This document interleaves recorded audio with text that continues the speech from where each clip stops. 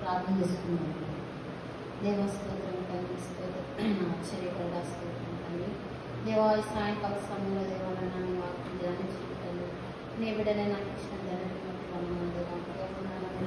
నామంలో మాత్రమే తండ్రి ఈ ధన్యత కలిగి ఉన్నాను. వారి వాక్యంతో నాయన నన్ను మమ్మల్ని సరిచేయడం దేవా. నాయన ఇక్కడున్న నా మాటలు కాకుండా దేవా ఆత్మతో నన్ను నీ ఆత్మ నడిపింపుతో నడిపించిన వేడుకుంటున్నాను తండ్రి. దేవా నాయన ఈ ధన్యతను బట్టి కృతజ్ఞతలు చెల్లించుకుంటున్నాను. Thank you Lord, thank you చేస్తున్నాను తండ్రి. మీ ఆత్మతో నడిపించిన దేవా నజరేయుడైన యేసుక్రీస్తు నామములో నా ఆత్మను కలిగి వేడుకుంటున్నాను తండ్రి.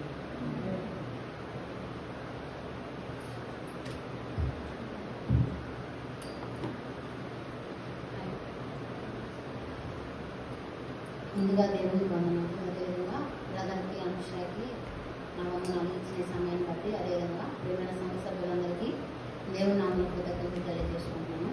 ఈరోజు మనం ధ్యానిస్తున్న అంశం పులిన రొట్టెల పండుగ. లాస్ట్ వీక్ మా హస్బెండ్ పస్కా పండుగ, మనం 7 పండుగల గురించి ధ్యానిస్తున్నాం కదా. లాస్ట్ వీక్ మా హస్బెండ్ పస్కా పండుగ, హైదరాబాదు పస్కా పండుగ గురించి ధ్యానించాడు. ఈరోజు మనం పులిన రొట్టెల పండుగ గురించి ధ్యానిద్దాం. ఓకే, పులిన రొట్టెలకి ఈ పండుగ పస్కా పండుగతో ఆరంభమవుతుంది అన్నా కదా. మనం పులిన రొట్టెల పండుగ అనేది సపరేట్ కాకుండా ఎప్పుడైతే పస్కా పండుగ అనేది ఆరంభమవుతుందో ఆ రోజు నుంచే పులిన రొట్టె కూడా పండుగ అనేది ఆరంభమవుతుంది. అది మనం ఇదంతా కూడా నిర్గమాకాండం 12వ అధ్యాయం 1 నుంచి 51 వచ్చిన వరకు చూస్తాం. అంటే పస్కా పండుగ ఎలా ఆచరించాలి, ఎటువంటి నియమాలు అనేది మనం పాటించాలి అనేది కూడా మనం ఈ నిర్గమాకాండం 12వ అధ్యాయం 1 నుంచి 51 వచ్చిన వరకు చూసుకుంటాం. అసలు పస్కా పండుగ అంటే ఏంటి? మెయిన్గా పస్కా అంటే మరణం నుంచి తప్పించబడుట అన్నా కదా. ఇక్కడ ఎవరు దేవుడు సపరేట్ చేశాడు, ఐగుప్తు ప్రజల్ని సపరేట్ చేశాడు, అదేవిధంగా ఇశ్రాయేల్ ప్రజల్ని సపరేట్ చేశాడు. అంటే దేవుణ్ణి ఎవరైతే నమ్ముకున్నారో వాళ్ళకి ఏమైంది, ఇక్కడ మరణం నుంచి తప్పించబడ్డారు. ఐగుప్తు ప్రజలు నమ్ముకోలేదు, అదేవిధంగా వాళ్ళు అన్య జనులు కాబట్టి మరణం అనేది ఎవరైతే ప్రథమ సంతానంగా ఉన్నారో అక్కడ ఇక్కడ ఏం చేశాడు, మెయిన్గా తీర్పు అనేది అక్కడ దేవుడుగా ఆయన నిరూపించుకున్నాడు. ఓకే, 10వ తెగులు అవునా కదా, ఇది 10వ తెగులు ఈ మరణం అనేది సంభవించింది. ఇక్కడ ఏమవుతున్నారు, ఇశ్రాయేల్ ప్రజలు మాత్రం రక్షించబడ్డారు, ఐగుప్తు ప్రజలు మాత్రం ప్రథమ సంతానం అంతా మరణం అనేది. అయితే ఇక్కడ మనకి ఇశ్రాయేల్ ప్రజలు, అదేవిధంగా ఈ దినాల్లో మనం ఏం తెలుసుకోవాలి, దేవుడు నమ్ముకున్న మనము మరణం నుంచి తప్పించబడ్డాము అనేది ఈ పస్కా పండుగ ద్వారా తెలుసుకుంటాం. ఓకే, ఇక్కడ పస్కా అనేది మనం ఏం చూసాం, మరణం నుంచి తప్పించబడటం. ఓకే, మరణం నుంచి మనల్ని దేవుడు కాపాడాడు అని గుర్తు చేసుకోవడానికి ఇశ్రాయేల్ ప్రజలు చేసే ఒక పండుగ. ఓకే, ఇక్కడ మనం పస్కా బలి మరియు పులిన రొట్టెల పండుగ ఎలా మనం ఆచరించాలని మనం ఆల్రెడీ చెప్పాం కదా. నిర్గమాకాండం 12వ అధ్యాయం 1 నుంచి 51 వచనాల వరకు. ఓకే, ఫస్ట్ మనం వాక్యాన్ని ధ్యానిద్దాం, ఏ వచనాలు ఉన్నది. ఓకే, నిర్గమాకాండం 12వ అధ్యాయం ధ్యానం. నిర్గమాకాండం 12వ అధ్యాయం 6వ వచనం నుంచి మనం ఈ పస్కా పండుగ అనేది ఎలా ఆచరిస్తారు, ఎటువంటి దేవుడి నియమాలు అనేది పెట్టాడు. జస్ట్ మనం పస్కా గురించి మాత్రం జస్ట్ కొంచెం దాన్ని.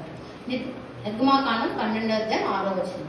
నిర్దోషమైన ఏడాది మగపిల్లను తీసుకునవలెను, ఈ నెల 14వ దినము వరకు మీరు దానిని ఉంచుకొనవలెను. తరువాత ఇశ్రాయేలు సమాజపు వారందరూ తమ తమ కూటములలో సాయంకాలం ముందు దాన్ని చంపి దాని రక్తం కొంచెం తీసి తాము దాన్ని తిని ఇండ్ల ద్వారా బందపు 2 నిలువు కమ్ముల మీద పై కమ్మి మీదను చల్లి ఆ రాత్రియే వారు అగ్ని చేత కాల్చబడిన ఆ మాంసమును పొంగని రొట్టెలను తినవలను, చేదు కూరతో దాన్ని తినవడం. అంటే ఇక్కడ పస్కా పండుగ అనేది స్టార్ట్ అయింది. సాయంత్రం పూట ఏం స్టార్ట్ అయింది, పులిన రొట్టె పండుగ అనేది స్టార్ట్ అయింది. ఈ వచనంలో మనకి పస్కా పండుగకి పులిన రొట్టె పండుగకి సంబంధాన్ని తెలియజేస్తున్నాను. ఓకే, పస్కా పండుగ ఆరంభం అవుతుంది, సాయంకాలం కంతా ఏం ప్రారంభం అవుతుంది, పులిన రొట్టె పండుగ అనేది ఈ వచనంలో మనం చూస్తాం. ఓకే, దాంతోపాటు ఏం తినాలి, చేదు కూరతో వాళ్ళు తినాలి.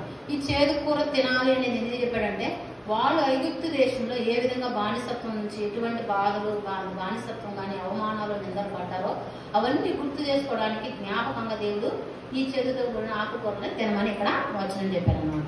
ఓకే, 11వ వచనంలో చూస్తే మీరు దానిని తినవలసిన విధమేమనగా మీ నడుము కట్టుకొని మీ చెప్పులు తొడుగుకొని మీ కర్రలు చేత పట్టుకొని త్వరపడుచు తినవలను, అది యెహోవాకు పస్కా బలి. అంటే ఇక్కడ దేవుడు ఏం చేస్తున్నాడు, ఖచ్చితంగా మీరు ఈ విధంగా పండుగ అనేది ఆచరించాలనేది వాళ్ళకి ఇచ్చిన ఆజ్ఞ అనమాట. ఓకే, 12వ వచనంలో మనం చూస్తే ఆ రాత్రి నేను ఐగుప్తు దేశమందు సంచరించి ఐగుప్తు దేశమందువి మనుషులతోనే గాని జంతువుల్లోనే గాని తొలి సంతతంతయు హతము చేసి ఐగుప్తు దేవతలందరికీ తీర్పు తీర్చేదను, నేను యెహోవాను. ఇక్కడ కూడా ఏం చెప్తున్నాడు దేవుడు, ఖచ్చితంగా నేను ఇశ్రాయేలు ప్రజలకి ఐగుప్తు అంటే దేవుడు నమ్ముకున్న వాళ్ళకి ఓకే, ఆ రోజుల్లో పస్కా ద్వారా దేవుడు ఎట్లా తీర్పు ఇచ్చాడో రేపు రెండో రాకడ దినాల్లో కూడా దేవుడు ఈ తీర్పు అనేది ఖచ్చితంగా తీర్చేదానికి ఇక్కడ మనం సూచనగా చూడొచ్చు అనమాట. ఓకే, ఐగుప్తు దేవతలందరికీ తీర్పు తీర్చేదని నేను యెహోవాను. ఓకే, 13వ వచనంలో చూస్తే మీరున్న ఇండ్ల మీద ఆ రక్తం మీకు గుర్తుగా ఉండును, నేను ఆ రక్తం చూచి మిమ్మల్ని నశింపక దాటిపోయేదను. ఓకే, ఈ వచ్చిన ద్వారా మనం ఇంకోటి ఏం తెలుసుకోవచ్చు, ఈ రోజులో మనం దేవుని ఏమైనా ఆశ్రయించున్నాం, వేసే రక్తాన్ని మనం ఆశ్రయించున్నాం అవునా కదా. రక్తాన్ని ఆశ్రయించి మన రక్తాన్ని ఆయన శరీరాన్ని మనం తీసుకుంటూ ఉన్నాం. ఓకే, ఈ విధంగా ఈ రోజులో మనం తీసుకున్న దాన్ని బట్టి ఏమవుతుంది, రేపు మనం సంభవించే మరణాల నుంచి మనం తప్పించబడ్డాం అనేది కూడా ఈ వాక్యం ద్వారా మనం జ్ఞాపకం చేసుకోవాలి. ఓకే, నెక్స్ట్ 14వ వచనంలో కాబట్టి ఈ దినం మీకు జ్ఞాపకార్థమగును, మీరు యెహోవాకు పండుగగా దానిని ఆచరింపవలను, తరతరములకు నిత్యమైన కట్టడగా దానిని ఆచరింపవలను. ఓకే, తరతరాలు ఎందుకు చెప్పాడు దేవుడు అంటే, దేవుడు వాళ్ళకి ఆ సమయంలో ఎటువంటి తీర్పు తెచ్చాడు అంటే, ఐగుప్తు ప్రజలకి ఇశ్రాయేల్ ప్రజలకి ఎందుకు ఇలా జరిగింది, ఈ పండుగ మనం ఎందుకు ఆచరిస్తున్నాము, వాళ్ళు తరతరాలు జ్ఞాపకం చేసుకునే విధంగా దేవుడు ఈ విధంగా వాళ్ళకి ఒక కట్టడ అనేది నియమించాడు అనమాట. ఓకే, దాన్ని బట్టి మనం ఇక్కడ నిత్యమైన కట్టడగా దాన్ని ఆచరించగలము. ఓకే, మనం సంగతి అయిపోయింది, మన తరాలు అంటే మీరు ఒక జనరేషన్, మీ తల్లిదండ్రులు ఏం చేయాలి, దేవుడు మనకి ఏం చేశాడు, ఓకే, ఈ పండుగ మనం ఎందుకు ఆచరిస్తున్నాము, మనం నేర్చుకోవాల్సినవి ఏవి. ఓకే, ఇవన్నీ కూడా ఎవరు బాధ్యత ఇక్కడ, తల్లిదండ్రుల బాధ్యత. ఓకే, వాళ్ళ పిల్లలకు కానీ చెప్పడం కానీ, మనకి దేవుడు మన జీవితాల్లో ఏం చేశాడు, మనకి ఈ పండుగ మనం ఈ దినాలు ఆచరించకపోయినా మన జీవితాల్లో మనకి దేవుడు ఏం చేశాడు, ఏం చేయబోతున్నాడు, మనం ఏ విధంగా ఉండాలనేది కూడా ఈ విధంగా మనం తెలుసుకోవచ్చు. ఓకే, ఇక్కడ నేను యెహోవాను అనే ప్రకటన దేవుని గుర్తింపుకి కేంద్రంగా ఉంది అవునా కదా. దేవుడు నేను యెహోవాను నొక్కి చెప్తున్నాను, చెప్పుకోవాల్సిన అవసరం లేదు కదా. నేనే దేవుడిని నమ్మితే నమ్మండి చాలు, చేస్తే చాలంటే ఎంత చాలు, మన జీవితం ఎంతది నీటి గొడవది. కానీ ఇక్కడ దేవుడి ప్రేమ, అగాఢమైన ప్రేమ, ఆయన మనం జీవించిన కృప. నాకు న్యూ టెస్టిమెంట్ లో కూడా అంటే ఓల్డ్ టెస్టిమెంట్ లో దేవుడు ఎంతగా ప్రేమించాడు అనేది నేను దేవుడు వాక్యాలు చదివినప్పుడు దేవుడు ఒక్కొక్కరు హిస్టరీ, దావీదు కానీ, యేసోబు కానీ, అబ్రహాం, ఇస్సాకు, యాకోబులు కానీ వాళ్ళ జీవితాలు, మరి ముఖ్యంగా ఇశ్రాయేల్ ప్రజలు వాళ్ళు ఎన్నిసార్లు అదేదిగా కొన్ని రోజులు బాగుంటారు, కొన్ని రోజులు పడిపోతారు, కొన్ని రోజులు బాగుంటారు, కొన్ని రోజులు పడిపోతారు. అయినా కూడా దేవుడు అక్కడ వాళ్ళు ఏం చేశాడు, ఆయన నమ్ముకున్నారు కాబట్టి ఆయనే మన తల్లిదండ్రుల వల్లే మన లోకం ఉన్న రోజులు తల్లిదండ్రులు ఏం చేస్తాం, మనం తప్పు చేసినా ఏం చేసినా నా బిడ్డ మారాలి అని మనం ఎంత ప్రేమిస్తాం బిడ్డని. అమ్మ నన్ను క్షమించు, నేను బాగుంటాను అనగా మనం ఏం చేస్తాం, హక్కుని తీసుకుంటాం, దగ్గర తీసుకుంటాం, నా బిడ్డ మారిందని సంతోషపడతాం. ఓకే, అదే విధంగా దేవుడు కూడా వాళ్ళని ఎంత కృప చూపించాడు అనేది మనకి ఈ మధ్యలో. ఓకే, ఆయన ఇక్కడ సత్యాన్ని ఆయన వాళ్ళ పట్ల ఉన్న ప్రేమని ఇక్కడ చేస్తున్నాడు. నేను నీకు దేవుడిని కూడా ఆయన గట్టిగా గుర్తు చేస్తున్నాడు అనమాట. ఓకే, ఆయన ఐగుప్తు దేవతలందరికీ తీర్పు ఇచ్చాడు. అదే విధంగా ఐగుప్తు ఇశ్రాయేలు ప్రజలకి ఆయన మీద ఉన్న ప్రేమని ఇక్కడ ప్రత్యేకంగా కనపరుస్తున్నాడు. ఓకే, ఇవన్నీ కూడా మనం పస్కా పండుగలో చూస్తాం అనమాట. ఓకే, పస్కా పండుగ అంతా ఇక్కడ పాత నిబంధనలో వచ్చేసి పాత నిబంధన కానీ కొత్త నిబంధన కానీ 23 సార్లు మనం చూస్తాం అనమాట. పస్కా కానీ పులిన రొట్టెల పండుగ గురించి కానీ మనం ఇది ధ్యానించినప్పుడు ఈ వచనాలన్నీ మనం చూస్తే ఎందుకు పులిన రొట్టెల పండుగ చేశారు అనేది కూడా ఇక్కడ మనం చూస్తూ ఉంటాం. ఓకే, ఇప్పుడు మనం నెక్స్ట్ పస్కా పండుగ చూసాం, అది పులిని రొట్టెల పండుగ. ఓకే, పులిన రొట్టెల పండుగ అసలు పులిసింది ఏందో తెలిస్తే మనకి పులిన రొట్టెల పండుగ ప్రాధాన్యత అని తెలుస్తుంది అవునా కదా. ఓకే, సరే మనం ఫస్ట్ పులిని రొట్టెల పండుగనే చేస్తాం. ఓకే, పులిని రొట్టెల పండుగని ఎప్పుడు మనం స్టార్ట్ చేసామని చెప్పాం, ఎప్పుడు 14వ తేదీ సాయంత్రం స్టార్ట్ అయింది. ఓకే, ఎన్ని రోజులు జరుపుకుంటాం మనం దీన్ని, ఎన్ని రోజులు జరుపుకుంటాం, 7 days, 14 to 21 days అంటే మొత్తం 14వ రోజు నుంచి 21 రోజు వరకు జరుపుకుంటాం. అంటే ఖచ్చితంగా 7 రోజులు అనేది జరుపుకుంటాం. ఓకే, ఇక్కడ మనం నిర్గమాకాండం 12వ అధ్యాయం 15 నుంచి 20 వచనాలు మనం కానీ చూస్తే మనకి పులిన రొట్టె పండుగ గురించి ఏ విధంగా చెయ్యాలనేది దేవుడు పరిశుద్ధ గ్రంథంలో బయలుపరిచాడు. 7 దినములు పులిన రొట్టెలను తినవలను, మొదటి దినమున మీ ఇండ్లలో నుండి పొంగనిది పారవేయవలను, మొదటి దినము మొదలుకొని 7వ దినం వరకు పులిసిన దానిని తిని ప్రతి మనుష్యుడు ఇష్టాల నుండి కొట్టివేయబడును. 16వ వచనం చూస్తే ఆ మొదటి దినమున మీరు పరిశుద్ధ సంఘముగాను 7వ దినమున పరిశుద్ధ సంఘముగాను కూడవలను, ఆ దినములు ఎందు ప్రతివాడు తినవలసినది మాత్రమే మీరు సిద్ధపరచవచ్చును, అది కాక మరి ఏ పని చేయకూడదు. 17వ వచనం పులిన రొట్టెల పండుగను మీరు ఆచరింపవలను, ఆ దినమందే నేను మీ సమూహములను ఐగుప్తు దేశంలో నుండి వెలుపలికి రప్పించితిని గనుక మీరు మీ తరములన్నిటిలో ఈ దినమును ఆచరింపవలను, ఇది మీకు నిత్యమైన కట్టడగా ఉండును. మొదటి నెల 14వ దినం సాయంకాలం మొదలుకొని, ఇక్కడ కూడా చెప్తున్నాడు. ఓకే, 14వ తేదీ సాయంకాలం మొదలుకొని ఆ నెల 21వ దినము సాయంకాలం కాలం వరకు మీరు పులిన రొట్టెలను తినవలెను. ఓకే, ఇక్కడ ఎప్పుడు ఆచరించాలి, ఎన్ని రోజులు ఆచరించాలనేది మన రోజులతో సహా మనం 18వ వచనంలో చూస్తున్నాం. ఓకే, 19వ వచనం, 7 దినములు మీ ఇండ్లలో పొంగనిదేది ఉండకూడదు, పులిసిన దానిని తినివాడు అన్యుడే గాని దేశంలో పుట్టినవాడే గాని ఇశ్రాయేలు సమాజంలో నుండగా కొట్టివేయబడును. 20వ వచనంలో మనం చూస్తే, మీరు పులిసినదేది తినక మీ నివాసనములన్నిటిలోనూ పులిన వాటినే తినవాలని చెప్పవలేను. ఓకే, పులిన రొట్టెలు తినడం అనేది ఇశ్రాయేలు వారు ఐగుప్తులో హఠాత్తుగా వచ్చిన సందర్భాన్ని గుర్తు చేస్తున్నారు. అవునా కదా, 14వ తేదీ వాళ్ళు అదే సాయంత్రం అయిపోయింది, వెంటనే ఏమవుతుందా, ఈ ఐగుప్తు దేశం నుంచి విడిచి వచ్చేస్తారనమాట. ఆ దినాన్ని వాళ్ళు గుర్తు చేసుకోవడానికి కూడా ఈ పులిన రొట్టె పండుగ అనేది ఐగుప్తు ప్రజలు ఆచరిస్తూ ఉంటారు అన్నమాట. ఇక్కడ మనం ఇంకోదాన్ని వాళ్ళ దాసత్వం గుర్తు చేసుకోవడానికి, ఒకళ్ళ చేదైన అనుభవాన్ని గుర్తు చేసుకోవడానికి, ఐగుప్తు దేశాన్ని హఠాత్తుగా వదిలి వచ్చిన విషయాల గురించి, ఓకేనా, ఐగుప్తు ప్రజల్ని అదేవిధంగా ఇస్రాయేల్ ప్రజల్ని వేరుపరిచేది, ఇవన్నీ కూడా మనకి గుర్తు చేసుకోవడానికి ఈ పాత నిబంధన గ్రంథంలో ఈ పండుగలు అనేది వాళ్ళు ఆచరించారన్నమాట. ఓకే, ఇక్కడ మనం 39వ వచనం చూస్తే, ఐగుప్తు నుండి తెచ్చిన పిండి ముద్దలో పొంగని రొట్టెలు చేసి కాల్చిరి, వారు ఐగుప్తుల నుండి వెళ్ళగొట్టబడి తడువు చేయలేకపోయిరు కనుక అది పులిసి ఉండలేదు, వారు తమ తమ కొరకు వేరు ఆహారం సిద్ధపరచుకుని ఉండలేదు. అంటే వాళ్ళు 15వ తేదీ నుంచి ఆడ బయలుదేరారు. అవునా కాదు, ఆ బయలుదేరినప్పుడు వాళ్ళకి కావాల్సిన ఆహారాన్ని కూడా సిద్ధపరచుకున్నారు, కానీ పులిసింది మాత్రం వాళ్ళు సిద్ధపరచుకోలేదు. ఓకే, పులిని తొందర చేసుకున్నారు కాబట్టి పులిసే అవకాశం కూడా లేకుండా ఉందన్నమాట. ఓకే, ఇవన్నీ కూడా జ్ఞాపకం చేసుకోవడానికి వాళ్ళు పాత నిబంధనలో పస్కా పండుగ అనేది, పులిన రొట్టె పండుగ అనేది ఆచరించేవాళ్ళు. ఓకే, అయితే పులిసిన రొట్టెలు లేదా పొంగన రొట్టెలు తిన్న వ్యక్తులు ఇశ్రాయేల్లో కానీ జాతి నుంచి కానీ వాళ్ళ ఒక వంశం నుంచి ఒకవేళంటే వాళ్ళ నుంచి పుట్టువేయాలని కూడా దేవుడు పాత నిబంధనలో ఖచ్చితంగా వాళ్ళకి ఆజ్ఞయించాడు. అవునా కదా. ఓకే, ఈ విధంగా మనం దైవికంగా కానీ ఇక్కడ మనం ఆత్మీయ జీవితంలో చూస్తే ఏమైంది, మనం ఎప్పుడైతే ఇవి ఆచరించే దేవుళ్ళు మనం లేకపోతే మనం ఖచ్చితంగా మనం శారీరకంగానే ఆత్మికంగానే చనిపోతామనే అర్థాన్ని కూడా మనం గుర్తు చేసుకోవచ్చు అనమాట. ఓకే, ఇక్కడ మళ్ళీ మనం పులిన రొట్టె పండుగ దేవుడు పదే ఎందుకు జ్ఞాపకం చేస్తున్నాడు, దేవుడు ప్రాథమికంగా వారి గతం ఎటువంటిది, గతంలో ఎక్కడి నుంచి వారు వచ్చారు, ఎటువంటి బానిసత్వం నుంచి వారు విడుదల పొందారు అని జ్ఞాపకం చేసుకోవడానికి ఇవి మెయిన్గా మనకి ఇశ్రాయేలు ప్రజలకి జ్ఞాపకంగా వాళ్ళు ఈ పండుగను ఖచ్చితంగా ఆచరించడానికి ఉపయోగపడదు. ఇక్కడ మనం 10వ తేదీ పనిష్మెంట్ గా, ఐగుప్తు ప్రజలకి పనిష్మెంట్ గా, ఇశ్రాయేలు ప్రజలకి విడుదలగా మనం ఈ పండుగగా చూడొచ్చు. ఓకేనా, ఈ మరణం నుంచి తప్పించబడిన కూడా చూడొచ్చు. దేవుని యొక్క ప్రేమ గురించి, గుణగణాల నుంచి, అదేవిధంగా ఇశ్రాయేలు ప్రజల పట్ల దేవుడికి ఉన్న అపారమైన ప్రేమల గురించి కూడా మనం ప్రత్యేక సంబంధాన్ని ఇక్కడ మనం ఆయన ప్రేమను కానీ, ఆయన కృపను కానీ, ఆ వాత్సల్యతను కానీ, ఓకే, మన తల్లిదండ్రుల వల్ల ఆయన కాపాడిన విధానాన్ని కానీ, ఇవన్నీ కూడా మనం జ్ఞాపకం చేసుకోవచ్చు వాక్యం ద్వారా. ప్రతి సంవత్సరం వారు ఖచ్చితంగా జ్ఞాపకం చేసుకోవాల్సిన పండుగ ఇందులో దేవుని రక్తము రొట్టె. ఓకే, అవునా కదా, మనం పులిన రొట్టె, అదే పస్కా అంటే ఏంటి, దేవుడి రక్తాన్ని మనం జ్ఞాపకం చేసుకోవాలి. రొట్టె అంటే పులిన రొట్టె గురించి మనం ఖచ్చితంగా ఇక్కడ జ్ఞాపకం చేసుకోవాలి. పులింది ఏ విధంగా ఉంటుంది, గట్టిగా ఉంటుంది, రుచిగా ఉండదు, మెత్తగా ఉండదు, అవునా కదా, తినబుద్ధి కాదు, ఇవన్నీ కూడా మనం చూస్తాం. అయినా కూడా వాళ్ళు ఖచ్చితంగా ఆచరించాలి. ఓకేనా, దాంతోపాటు చేదైన వాటిని కూడా ఖచ్చితంగా తినాలని, అంటే చేదైన అనుభవాన్ని వాళ్ళు జ్ఞాపకం చేసుకోవడానికి దేవుడు ఇవన్నీ వాళ్ళే ఆచరించమన్నాడు. ఇక్కడ 7 దినాలు వాళ్ళు ఖచ్చితంగా ఎందుకు ఆచరించాలంటే, ఓకే, వారి హృదయాల్లో నాటుకుపోవడానికి, ఓకే, వాళ్ళు మర్చిపోకుండా. మనం కూడా 7 దినాలు లేదంటే కంటిన్యూగా ప్రార్థన చేయడము, లేదంటే కంటిన్యూగా ఫోన్ చూడకుండా ఉండడము, ఖచ్చితంగా 7 దినాలు పాటిస్తే అవి మనకి లైఫ్ లాంగ్ ఉపయోగకరంగా ఉంటాయి, మనం మర్చిపోకుండా ఉండడానికి కూడా ఉంటాయి అని దేవుడు ఖచ్చితంగా ఇక్కడ 7 దినాలు అనేది ఆచరించమని వాళ్ళు చెప్పారు. ఓకే, వారి మనసుల్లో, వారి జీవితాల్లో నాటుకుపోవడానికి 7 దినాలు అనేది దేవుడు చెప్పాడు.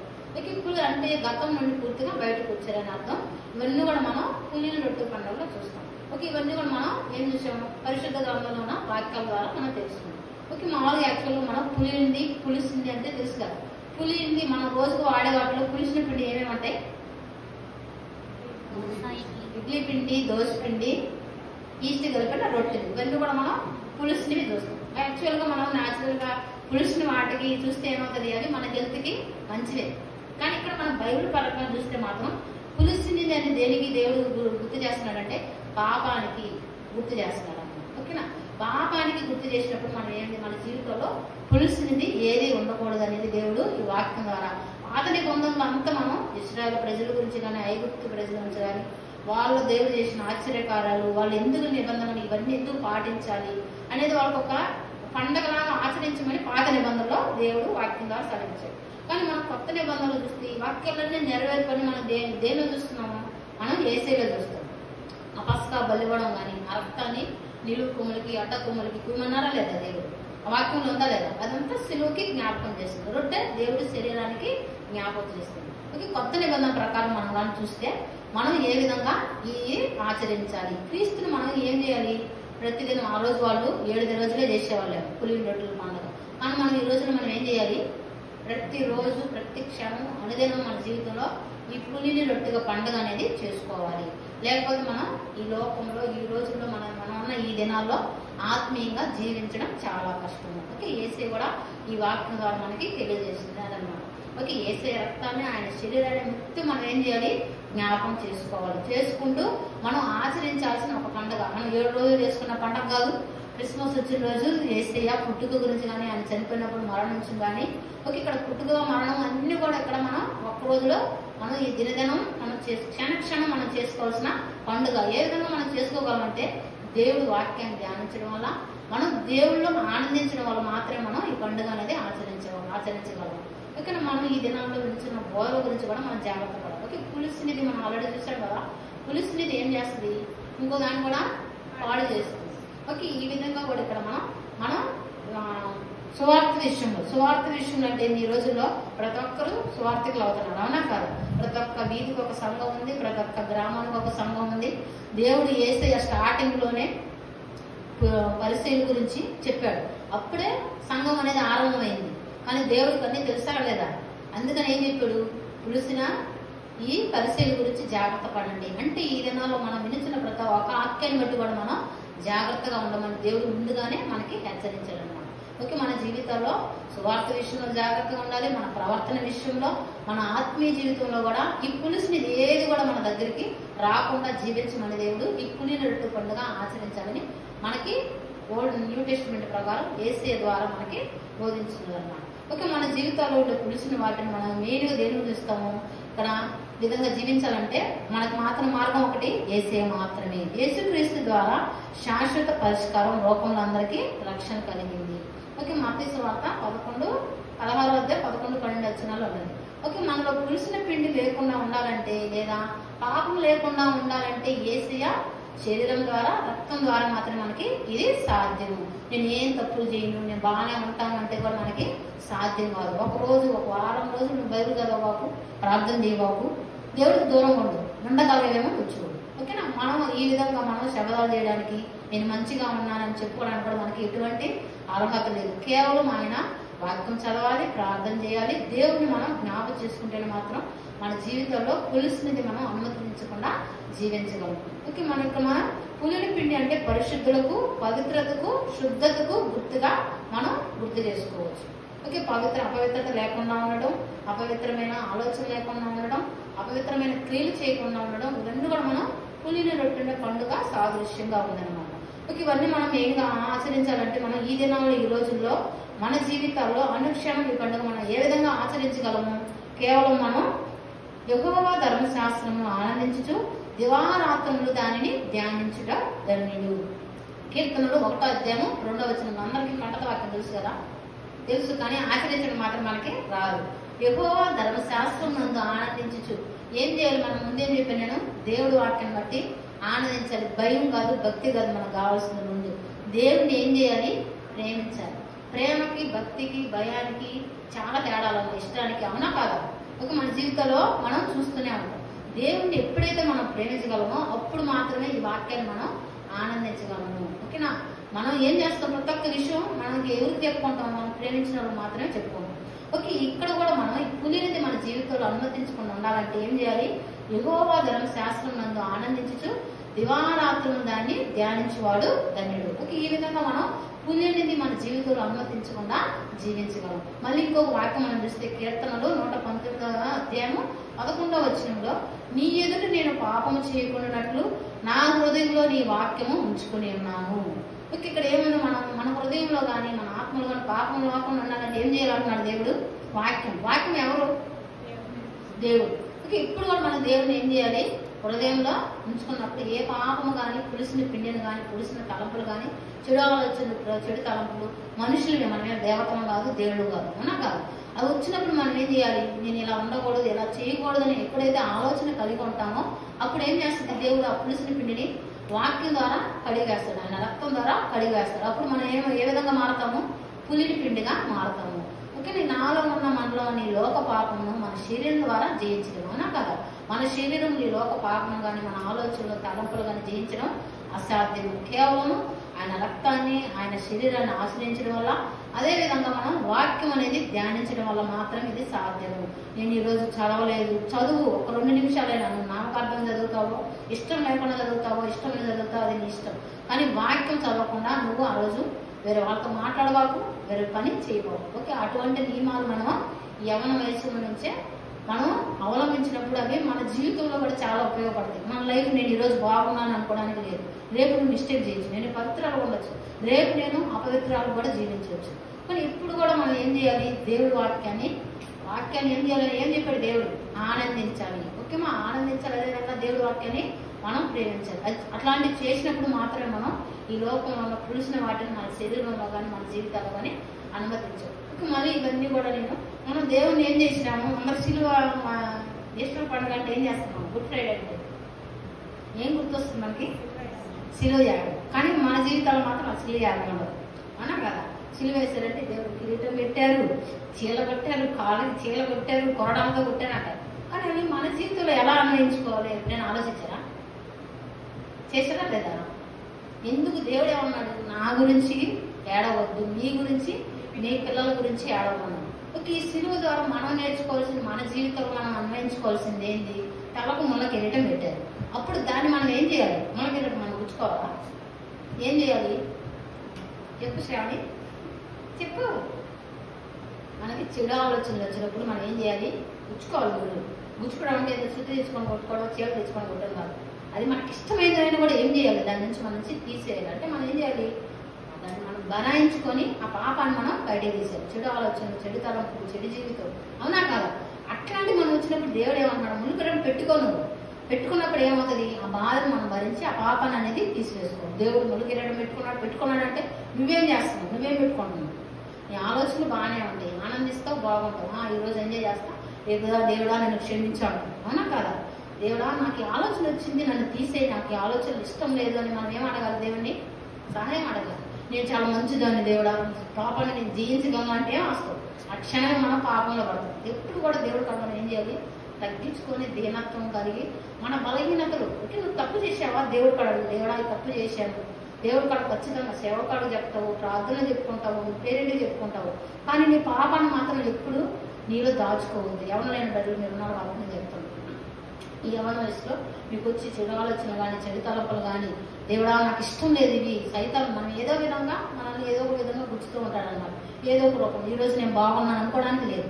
నెక్స్ట్ టైం మనం మంచి చేసినా కూడా ఆ మంచే దేవుడు వాక్యం ఉంది. మనకు సరైనది ఉన్నా కూడా అది మరణానికి త్రోవదీస్తుంది. ఈ వాక్యం నేను దేవుడు మంచిగా ఉంది, ఇది ఎట్ట మరణానికి త్రోవదీస్తుంది అంటే నేను ప్రాక్టికల్గా నేను అనుభవించా ఆ వాక్యాన్ని. ప్రతి ఒక్క వాక్యం బైబిల్లో ఉన్నది, ప్రతి ఒక్క వాక్యం కూడా సత్యమైనది. ప్రతి ఒక్క వాక్యం మనం కానీ శ్రద్ధగా మనం చదివినప్పుడు, గమనించినప్పుడు మన జీవితాలు మనం అనుభవించే ఉంటాం. మీరు ఇప్పుడు 20 years ఉంటారు, కానీ ఏదో ఒక వాక్యం మిమ్మల్ని ఇప్పుడు పులింది ఉంది, పాపం అనేది ఉంది, నీకు ఈ వాక్యం వినగా ఏం గుర్తుకొచ్చింది? ఖచ్చితంగా నువ్వు చేసిన తప్పు నీకు దేవుడు గుర్తు చేస్తాడు. పరిశుద్ధాత్మ దేవుడు కూడా దాన్ని గుర్తుతా ఉంటాడు. నీ పాపం చేసావు, లేకపోతే ఒప్పుకో, అంటే వదిలే ఏదో ఒకరు. మేమందరం పెళ్ళిన వాళ్ళు మంచులను కాదు, పెళ్లిగాని వాళ్ళు మంచులను కాదు. కానీ ఇక్కడ మనం ఏం చేయాలి? వాక్యంతో దాన్ని సరి చేసుకొని వాక్యంతో మనం తీసేసుకోవాలని చెప్తున్నాం. ఇక్కడ మనం తలకి ముళ్ళు కిరీటం పెట్టారు, చేతులకి ఏం కట్టాడు? చీలం పెట్టాడు. అంటే ఏం చేయాలి మనం ఇక్కడ? చేతులకి చీమలు అంటే ఏం చేయాలి? మనం చెడు పనులు చేయకుండా, చెడు వాటిని చేయకుండా మనం మన చేతులకి కుట్టుకొని కూడా పర్వాలేదేమో, మనం ఆ పాపానికి చేయకుండా ఉంటాం. అదే కాళ్ళకు చీమలు పెట్టాడంటే మన కాళ్ళకి మనం ఏం చేయాలి? పాప మార్గంలో నడవకూడదు. శరీరాన్ని మనం ఏ విధంగా కొరడాలతో కొట్టుకుంటావా? మన శరీర క్రియలు ద్వారా మనం ఏ పాపాన్ని అయితే చేస్తామో, విచారం అనేది శరీరంతో చేసే ఒక క్రియ, అవునా కాదు? దాన్ని మన జీవితంలో ఎప్పుడు కూడా మనం అనుమతించకూడదు. తలంపులు మనకి వద్దన్నం వస్తాయి, కానీ దాన్ని మనం ఏ విధంగా జయించగలం? కేవలం వాక్యం ద్వారా మనం యేసయ్య దగ్గర మనం అడిగినప్పుడు మాత్రమే ఇట్లా మనం చేయించగలం అనమాట. మనం అదేవిధంగా మన మలినాలు, మన శరీరంలో కూడా దేవుడు నాకు ఇప్పుడు దేవుడా ఈ శరీరాన్ని ఎంత అమ్మగా సృష్టించాడు. ప్రతి ఒక్క అవయం మనకి ఏం చేసింది? శరీరంలో హార్ట్ కానీ, కిడ్నీస్ కానీ, స్టమక్ కానీ ప్రతి ఒక్క వ్యర్థాన్ని బయటికి తీసేది. అవునా కాదా? మన దేహంలో చెడు అనేది మన శరీరం ఉంచుకోలేదు. ఏదైనా మనకి హాని కలిగించే ఒక ఆర్గానిజం మన శరీరంలో పోయినా కూడా ఏమవుతుంది, మన వ్యాధి ద్వారా బయటికి లక్షణాలు చూపించి ట్రీట్మెంట్ తీసుకొని మన రక్తంలో శుద్ధి చేసినాక ఆ వ్యాధి లక్షణాలు అనేవి మనకు చూపిస్తూనే ఉంటుంది. అవునా కాదు? ఎప్పుడైతే ఆ వ్యాధి కారకం అనేది చచ్చిపోవడమో, బయటకు రావడమో, లేదా మన శరీరంలో చెమట ద్వారా, యూరిన్ ద్వారా, మోషన్ ద్వారా ఏదో ఒకటి ఏ విధంగా మనం పోతున్నాయి, ప్రతి ఒక్క వ్యర్థాన్ని బయటికి పంపిస్తూనే ఉన్నాడు. అవునా కదా? దేవుడు ఎంత బాగా చేశాడు దేవుడు అని నేను ఎప్పుడు చెప్పుకుంటాను. కానీ ఆ వ్యర్థం కిడ్నీ సరిగా మన యూరిన్ కానీ ఫిల్టర్ కాకపోతే ఏమవుతుంది, డయాలసిస్ చేసుకోవాలి. ఏమవుతుంది, మన బాడీ అంతా వాసిపోతుంది. మోషన్ కాకపోతే స్టమక్ పెయిన్ వస్తుంది. యూరిన్ కాకపోతే ఎన్నో ప్రతి ఒక్కటి మన వ్యర్థాలు మన శరీరం నుంచి కాకపోతే ఏమేమి వస్తాయి, మన శరీరం బాధపడుతుంది. అదే మన ఆత్మలో మన పాపాన్ని మనం పెంచుకుంటా ఉంటే ఏమవుతుంది, మన ఆత్మ అనేది చెడిపోతుంది, మన ఆత్మ అనేది జబ్బు పడుతుంది. అవునా కాదు? ఆ జబ్బు పోవాలంటే మనం ఎక్కడ పోవాలి, ఏసీ దగ్గరికి పోవాలి, వాక్యం దగ్గరికి వెళ్ళాలి, వాక్యంతో మనం సరి చేసుకోవాలి.